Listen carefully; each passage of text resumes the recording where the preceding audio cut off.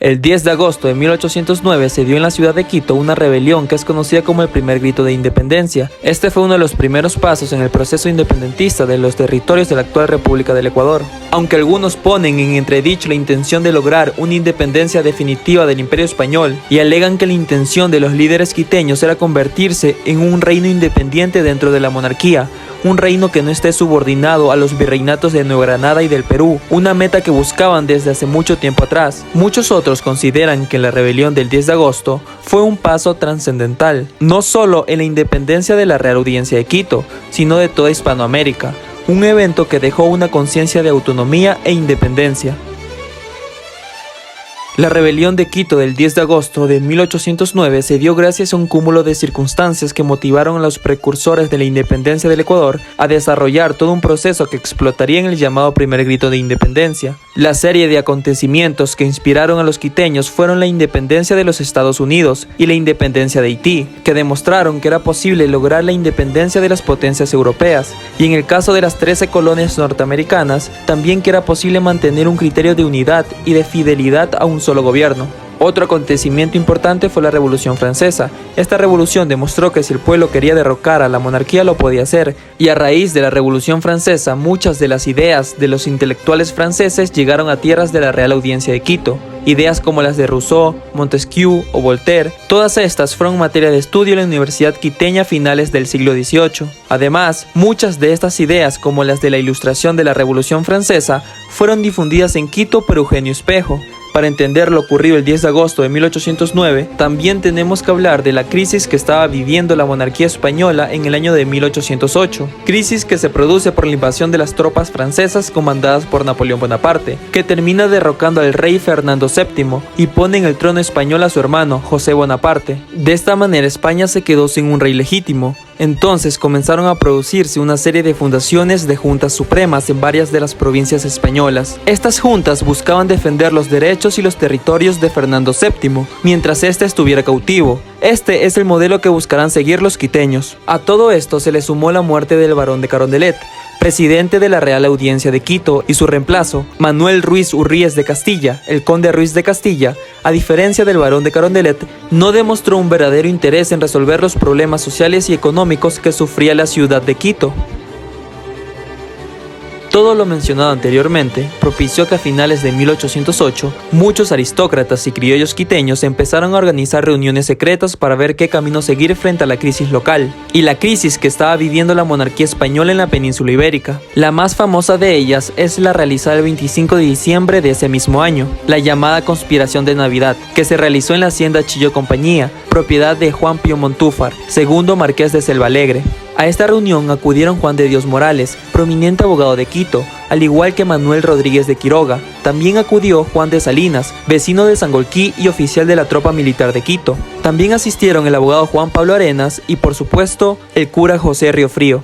Los asistentes a esta reunión discutieron sobre los acontecimientos que estaban sucediendo en España y la crisis socioeconómica que vivía gran parte de la Real Audiencia. Los invitados estuvieron de acuerdo de que había que hacer algo con la crisis que se estaba produciendo. Los participantes de la denominada Conspiración de Navidad en el mes de marzo de 1809 fueron apresados y encerrados en el convento de la Merced. Posteriormente les instauran un juicio de lesa majestad. Eso significa que los estaban juzgando por conspirar contra la corona, pero los apresados usaron sus influencias y su poder económico para hacer que el juicio se pierda, y una vez que los expedientes del proceso desaparecieron, no tuvieron otra opción que liberarlos por falta de pruebas. Las tensiones entre peninsulares y americanos habían crecido progresivamente desde finales de 1808. Ambos grupos temían que sus intereses se vieran amenazados por los acontecimientos en curso, y es en este ambiente de tensiones que las reuniones de los quiteños revolucionarios se siguieron dando, pero fueron realizadas con un mayor secretismo y teniendo muchas más precauciones.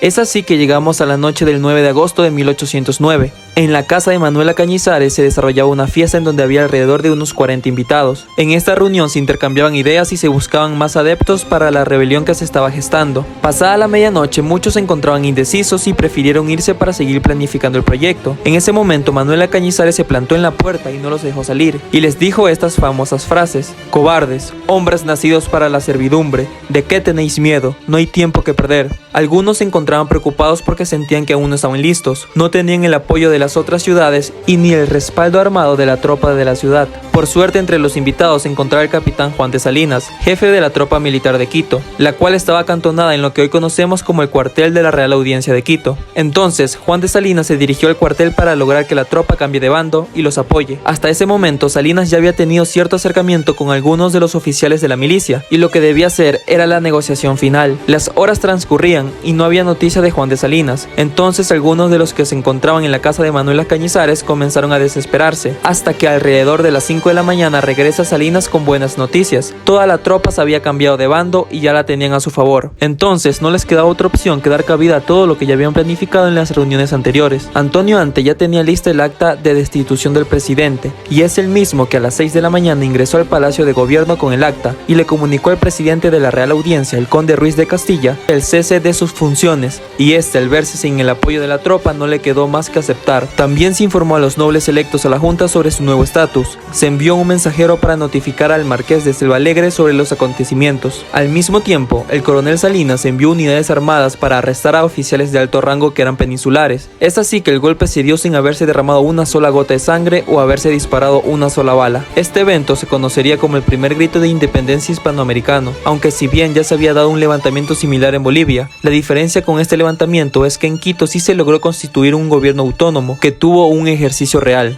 La Junta de Gobierno Autónoma de Quito se estableció oficialmente el 16 de agosto de 1809.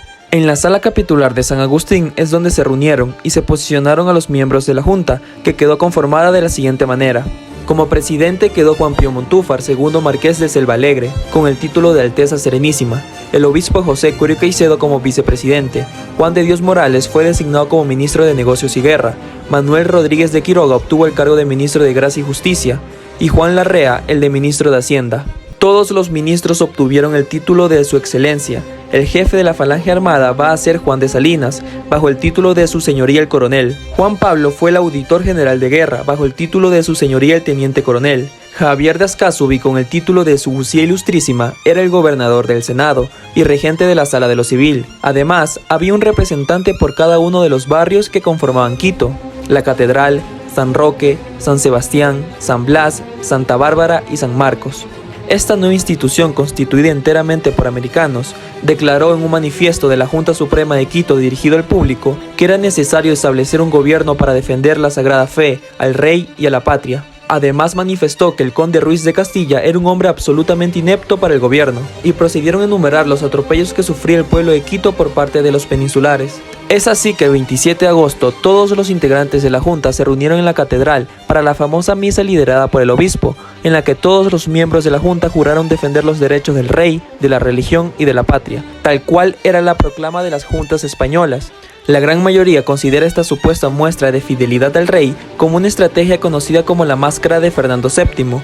Esta estrategia consistía en jurar lealtad al rey, con el único propósito de lograr la autonomía sin recibir las represalias por parte del bando realista. La Junta comenzó a tomar algunas decisiones, como por ejemplo rebajaron el precio del papel sellado, suspendieron el estanco del tabaco y del aguardiente, rebajaron los impuestos sobre las propiedades, indultaron algunos presos y desertores y pusieron fin al situado para Cartagena. También hicieron urgentes llamadas a las ciudades vecinas para que colaboren con el proyecto. La Junta Suprema también ordenó la remoción de los gobernadores de Popayán, Cuenca y Guayaquil, y nombró a parientes, como Javier Montúfar, hijo del presidente, y a otros miembros influyentes de la élite para ocupar estos puestos. Las acciones tomadas por la Junta provocaron el disgusto y el distanciamiento de las demás provincias del reino. Primero no se les había consultado sobre la creación de la Junta Suprema, y luego habían decidido separar de sus cargos a los funcionarios de dichas zonas sin consultar a sus residentes. Es así que llegaron noticias desafortunadas de las otras ciudades. Estas interpretaron el acto de los quiteños como un acto sedicioso que iba en contra de la monarquía, a pesar de que los miembros de la Junta habían dado a conocer su respaldo al rey Fernando VII. De este modo, estas ciudades organizaron fuerzas armadas para acabar con los quiteños, y lo mismo hicieron el virrey de Nueva Granada y el virrey del Perú. A la Junta no le quedó otra opción que conformar una falange armada para contrarrestar a aquellas fuerzas que venían en su contra.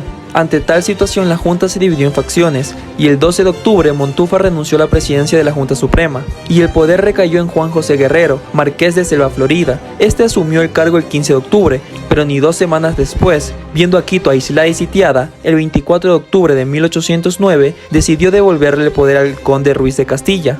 es decir que abdicó en favor del antiguo presidente de la Real Audiencia, firmando un acta transaccional la cual estipulaba que el conde Ruiz de Castilla volvería a ser presidente y que no se tomaría represalias contra aquellos que habían tomado parte de la Junta Suprema. Una vez firmada el acta, el 29 de octubre, Ruiz de Castilla asumió nuevamente el poder. En diciembre, las fuerzas del virrey del Perú ocuparon la ciudad de Quito, y el 4 de diciembre de 1809, a pesar de que el conde Ruiz de Castilla prometió no tomar represalias, se persiguió y se encarceló no solo a los miembros de la Junta, sino a todos aquellos que habían mostrado alguna afinidad a su causa. A finales de junio de 1810 llegaron a Quito las noticias de que Carlos Montúfar, hijo del marqués de Selvalegre, llegaba de España en calidad de comisario regio, con plenos poderes para solucionar la situación que se desarrollaba en el reino de la Real Audiencia de Quito. Estas noticias preocuparon a las autoridades realistas, que solicitaron al virrey de Nueva Granada que impidiera la llegada de Montúfar. Esto aumentó el descontento de Quito, y todo esto desembocó en la matanza del 2 de agosto de 1810, en donde las fuerzas realistas no solo ejecutaron a los presos, sino que atacaron a la ciudad de Quito, asesinando a civiles y saqueando la ciudad. Esta masacre es la otra cara del 10 de agosto de 1809. No te olvides de darle like y suscribirte, comenta qué otros temas quisieras que tratemos y aquí tienes otros vídeos del canal.